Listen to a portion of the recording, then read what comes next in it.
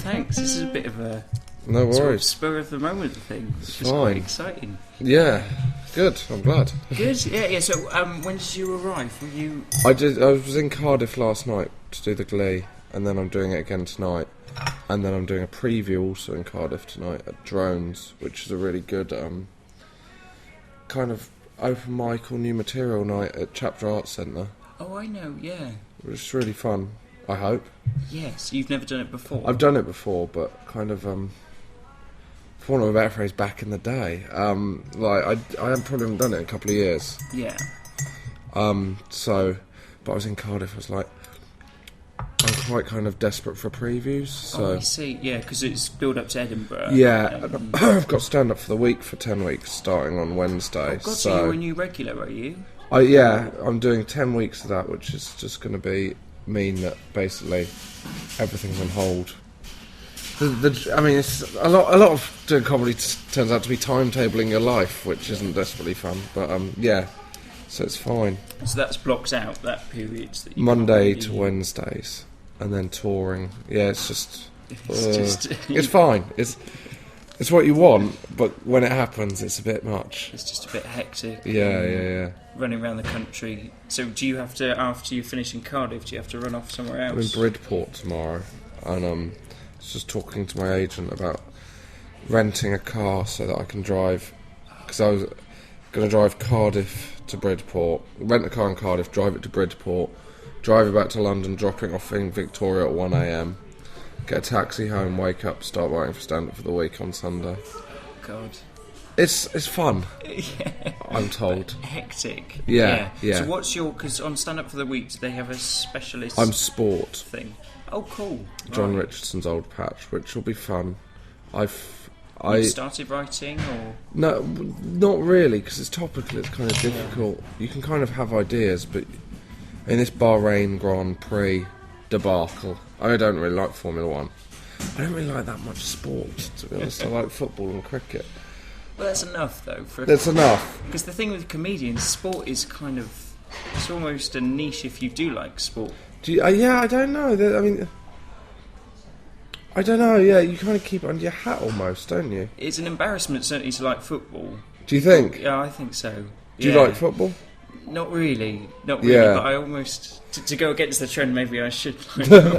It's strange, isn't it? Because you kind of think, it's that kind of, at school you'd be the artsy or sporty. Yeah, exactly. But Were you both then? I'm not very sporty. Okay. But I do like football and cricket. I don't know what it is. Yeah, it occasionally frustrates me. But there's a lot of stand-ups that like football.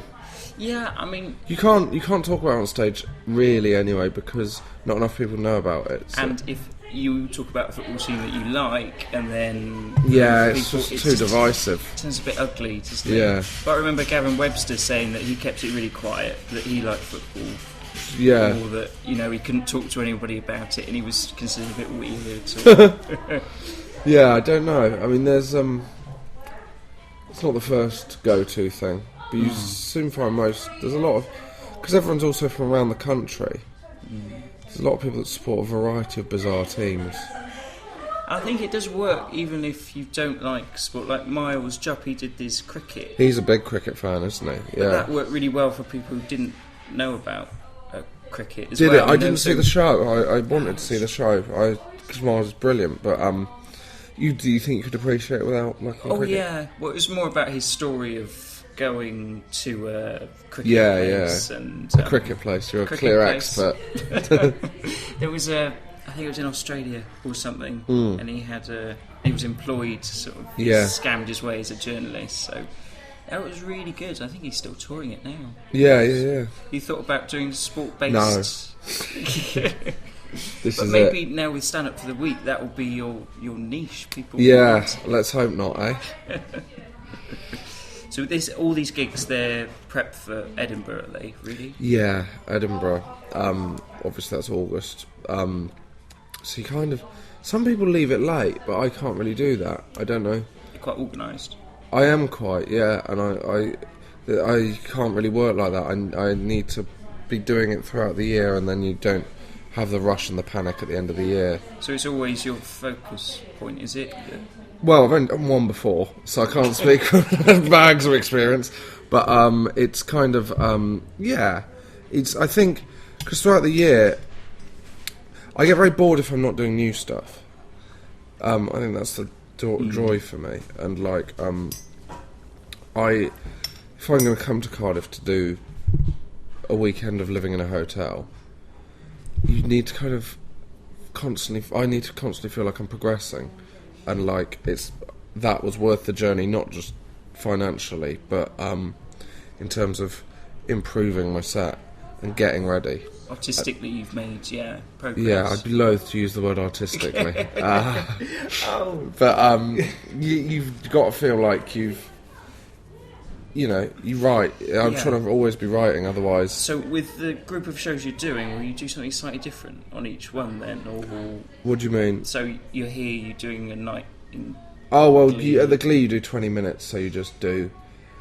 I try and fit in as much new as possible without taking the piss, really. So it's that balancing act between good gig and make it worthwhile for yourself. Because if I went out and did 20 minutes of stuff from last year, what would be the point for me, really?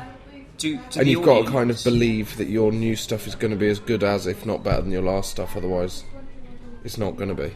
But do the audience, do they want new stuff, or do they want to see stuff? Well, you don't say. They don't know who I am at the Glee, because they're coming on when you're doing the Glee for a weekend, it's 3 people and a compere. No one's coming for, people are coming for comedy, so they don't. No one will be going, we'll know if it's new or not, and that's the trick, to hopefully it won't feel like it's new.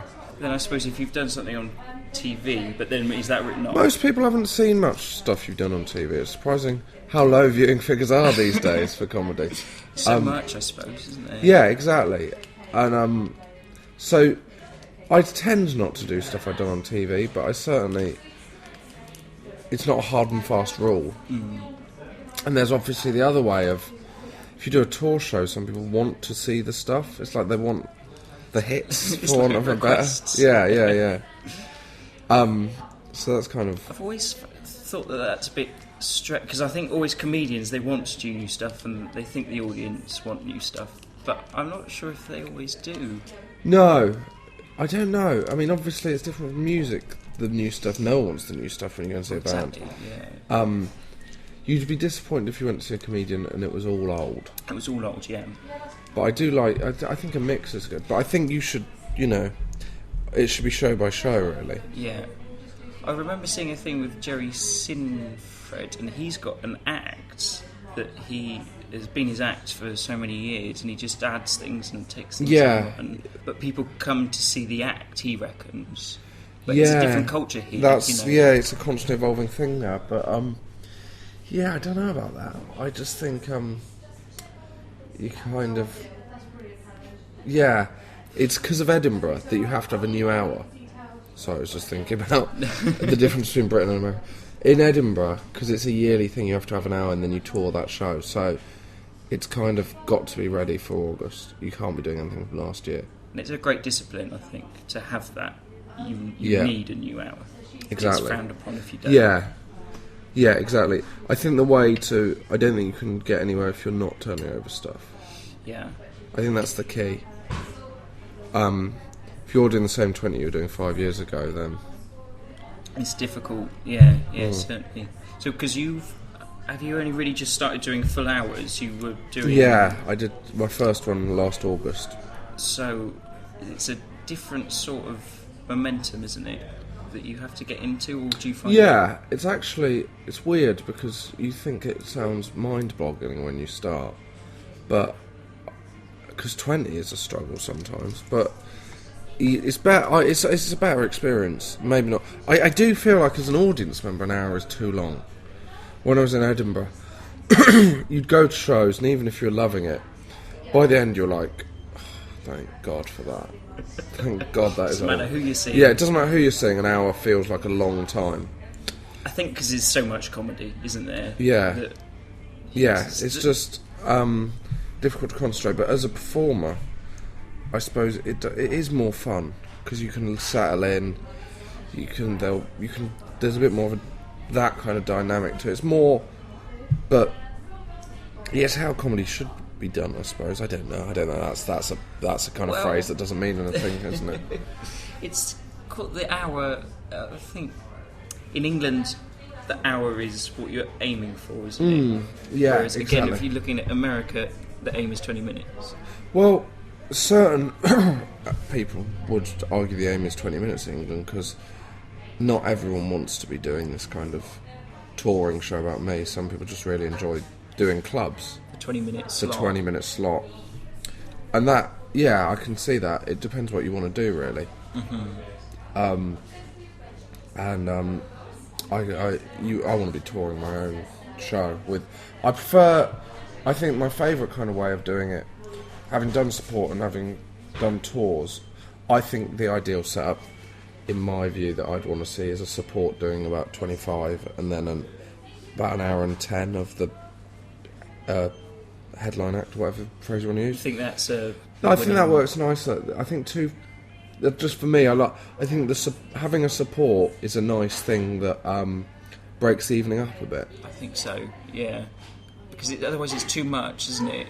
Especially if you've got sort of a half an hour of the main headliner, another, Yeah. So I think that's a nice way of doing it. You've done quite a lot of support, haven't you? Yeah, I like it. You like it? I really enjoy it. I think it's really. I think it's a. You get to play places you would never get to play. Obviously, you get to learn from people who are really good. Yeah. And you get to play audiences that are really nice and not drunk and theatre-y and genuinely up for listening. And you have much better gigs as a support. It's a much lovelier experience because they're not expecting that much. So if you're good, if you're all right, if you're all right, then it's they're really up for that. And then if you're good, it's amazing. Yeah. So it's really good in that sense. I really like it, and it teaches you loads really quickly because you learn to play big rooms. You get a lot more confident, and I think that's one of the things that's really helped me in the last 2 years is doing supports. So. And you don't have any hostility from people who want to see the main act, and you're getting in the way a bit, or not openly. Okay. They don't. I'm shout sure stuff you out. do. No, you don't really have that because if you have like when I've done it, the main act has done the offstage announcing you on, and once they've given you that kind of vote of confidence, you kind of people can't really go against that. Yeah, I reckon he's good. Yeah, you'll agree. Yeah. Yeah. So that's a cool thing. But you're also playing massive rooms, aren't you? Like with Alan Carr, did you play? No, they were the small ones because it was the warm-up tour. small But with ones, Merchant, it was massive rooms. So what was the biggest? Well, we did the Apollo. I did wow. 8 nights at Hammersmith Apollo, which is mental. Because by That's the end of it, exciting, you're though. going, this again. It's a bit weird, but It's back on stage. yeah, The Apollo. bloody hell, same old. But bigger rooms are easier because there's more people to laugh. Someone's gonna like it. I mean, I did a gig last week to about 10, 15 people. It's far more difficult than doing Hammersmith Apollo. But the difference as well, you think, I've played the Apollo, and now I'm playing 10 to... I know, I mean, that's the absurdity, isn't it? That you go, but that's the kind of... I don't think... If you want to gig all the time, you end up... Particularly if you live in London, and it's a Wednesday night, and you go, right, I want to go and try some stuff. Everyone... from the top to bottom will end up at these weird little gigs where there's no microphone and 15 people, and it's a weird experience. Do you still get a few of those when they're just not set up for comedy at all? Yeah, it's horrific when it's not set up for comedy because you've got that other thing. I've never been someone that can go, this isn't, because I'm too worried about, you don't want to be a dick, so you don't want to go, this isn't good enough. Yeah. But in your head you're going, I could have stayed in tonight. I've literally, lost a night off to this, and these people don't know how to run a comedy gig. Yeah. It's a bit annoying, but you kind of have to accept that, as by the law of averages, is going to happen to you. I suppose so, and if there's enough of the good ones to sort of pull you through. Yeah, exactly. Yeah, if it was like that all the time... It is when you start out. In London, you're just doing loads of gigs where there's like 15 acts on, doing 5 minutes each. To each other. To each other, yeah, the classic. But yeah, I suppose that also makes you sure that it's what you want to do, isn't it? If you can get through that, then you're committed. You're totally committed. There's certain people that really will enjoy the open mic circuit and do enjoy the experience of it and in the community of it, and I had loads of mates that have, there's kind of people I've come up with, like Nick Helm and James Acaster, and people who are, I've kind of, Joel Dommett, you always feel, I think they always felt like you're doing this to learn and get off as quickly as possible. It's an exposure thing. Yeah, it's not a hobbyist thing. Well, it's not exposure so much as a learning your trade. You've just got to try and get good quickly, and then you can do better gigs. And the weird thing is, the most tough gigs you'll do are the gigs you'll do when you're rubbish. And then the better you get, the easier the gigs are. I think it's also, if you're bad and you're doing to small people, at least you haven't got massive exposure. No. You've got a bad gig, but 6 people have seen it, so it's not. Yeah, I don't think it damages you if you're rubbish on the open mic circuit. No one remembers who anyone is on the open mic circuit. But then, how long does it take to really kind of get good? Do you think? It's different for everyone, really. How was it for you?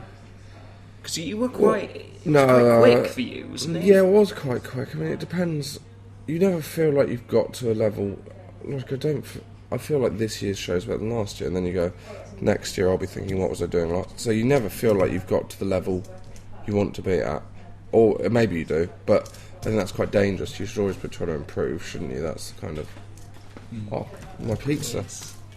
Cheers, thank you. Cheers, thank you. How's it? Looks quite good, doesn't it? It's quite interesting to put the salad in the middle. It's Pizza Express style, isn't it? But they, I can't eat this now, can I? Because I'm eating on talking. Well, no, it's alright. It's fine. If I talk a lot, yeah. If you tell an anecdote while I was stuck into my pizza. Yeah, because that's what people want to. Yeah. What was I saying about it? Open mic. Open mic. Yeah, and that it's to develop. Oh yeah. I mean, you don't. I don't know if there's not a time for it. It's not like you've got to be here by here. Because the mistake people make in open mic when you're starting out is they'll concentrate too much on how other people do. And this person's here, why can't I be here? But all you can really do is do your gigs. I mean, it sounds really boring. Gig a lot, write a lot, try and be better every gig, and then you should get off it. Yeah. You should be fine, and however long it takes, this took McIntyre ages, didn't it, of being kind of noticed. So as long as you keep working at it, just picking away like that, it is a bit depressingly so. And trying to improve, because a lot of people think it's just they go, I'll just gig a lot, but then you'll see people they'll gig a lot, but you'll see them a year apart, doing the same stuff, making the same mistakes, and you're going, well, you need to learn from it as well. Yeah, it's like. Yeah, it's a means to an end, isn't it? Really, the starting out. Well, the mic. Yeah. It's a progress. Well, some people it's a hobby, and that always kind of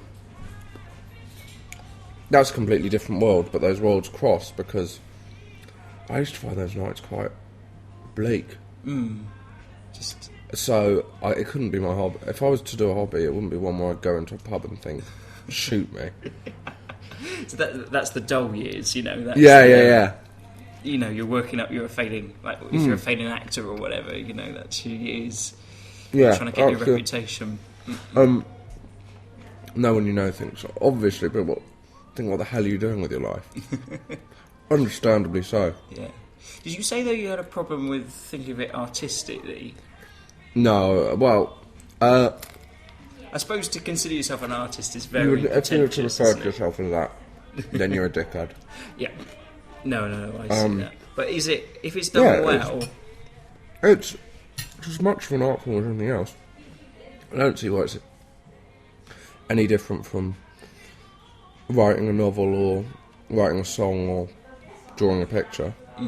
It's it's a really difficult skill that you improve at and involves creativity and hard work and creating something no one else could create. So yeah, surely it is. It's just considered a bit, maybe because of the culture of the kind of chicken in a basket comedy clubs, it's considered a bit lowbrow.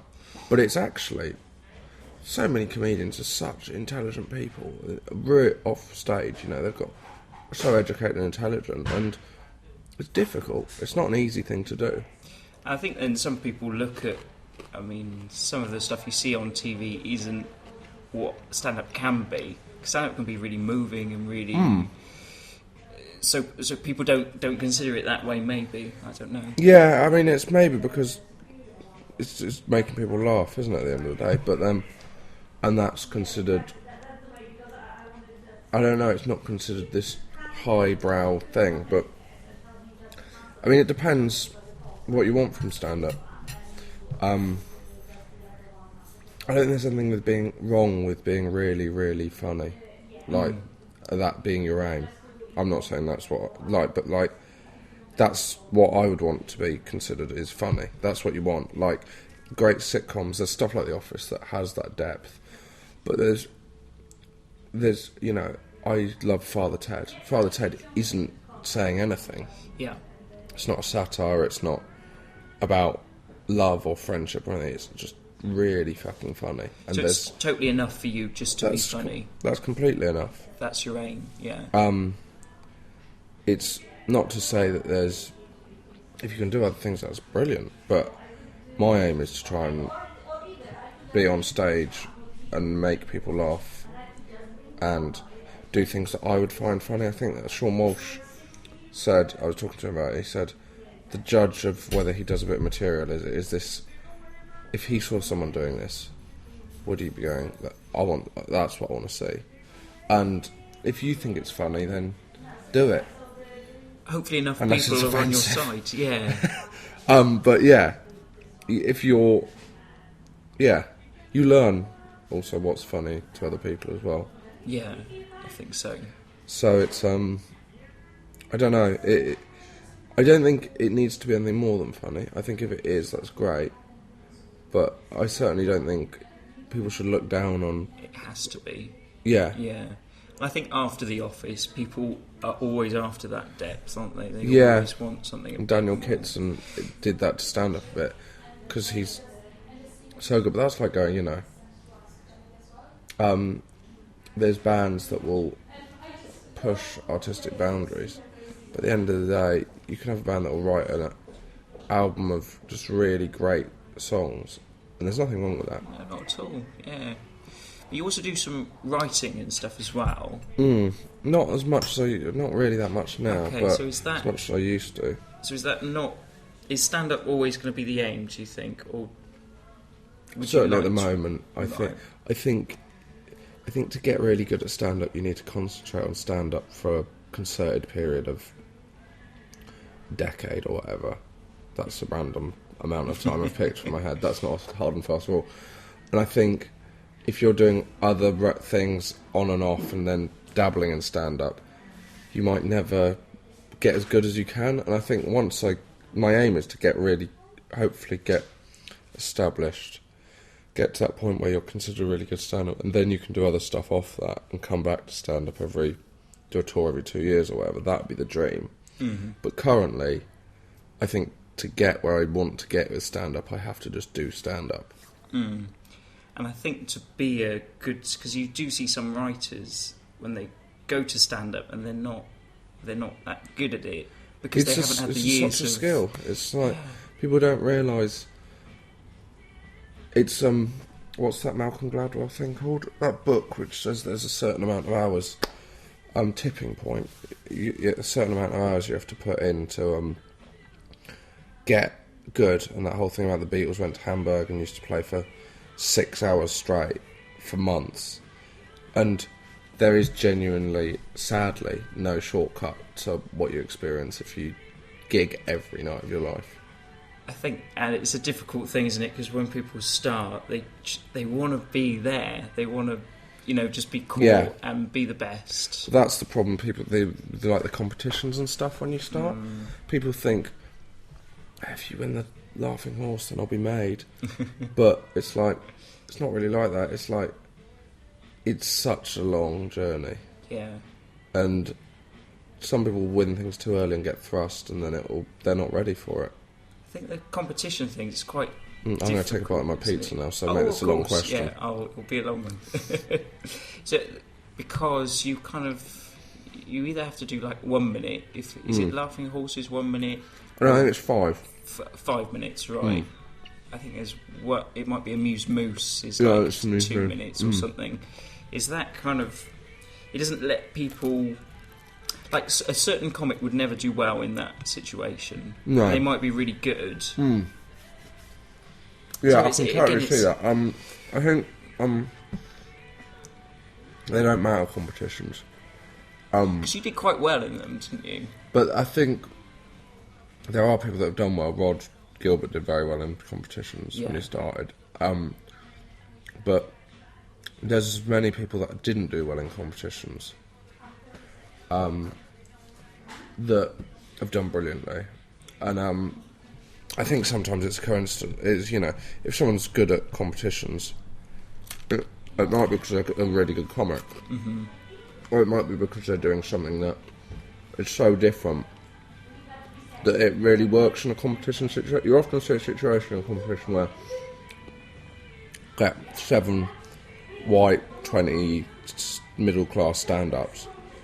And then you get 2 people come on and dance to some music, and it's so refreshing because of what you've seen that'll go really well. So they're kind of weird things that you really shouldn't worry too much about, because it does feel like it's the biggest thing when you're starting out, but it's not. Because there's some people who've done really well in them, haven't they, and just shot to fame. Well, I don't know. I'm not sure. I think that you can always see that there's those few years before them doing well in competitions and then getting themselves together. And equally, you look at the winners, and sometimes it's people you've never heard of from years ago. So it's not too much of a. It's not. It's overemphasised when you start out, but there's nothing wrong with doing them. Exactly. But then I suppose the whole thing is just to gig, and that's a gig at the end of the day. Well, yeah, true. But then, even if you do well in a competition, that doesn't mean you cut out the gigging at the beginning. You've still got to go through that. It's just an alternative. I remember my mate telling me a story about someone who I did a gig with, and they were doing really badly. And I don't know what's happened to this person, actually. And then they stormed off stage and said, "I don't need this, I've won the Laughing Horse." And he just thought, well, you've misjudged what that's done for you then, because that's not really how it works. You don't go, "I've won the Laughing Horse." Just wait until I'm on Live at the Apollo. Exactly, and I think it's a great thing about stand-up is that you're as good as you are in the gig. Exactly. Yeah. Someone who's just completely unknown could go down a storm, and that's exactly equality thing there. I think it's quite. It rewards merit. I think stand up quite a lot. I don't think there's. I don't think you could get to the top if you're rubbish. Yeah. All those people that are at the top, they will. You put them in a comedy club, they will smash it because they know what they're doing. Yeah. You can't have the X Factor situation where someone can just turn up and do it. The Susan Boyle. You could never do that with stand-up. It just doesn't work. You've too much to learn, really. Well, thanks so much. Well, thanks for having me. I've got to run and get a train. Yeah, no. I'll leave you with your pizza. Thanks very so much. For Cheers. doing this. No worries. Cheers. Cheers. Thank you very much. Shot. Cheers. That's always good. Okay, thanks. All right, cheers.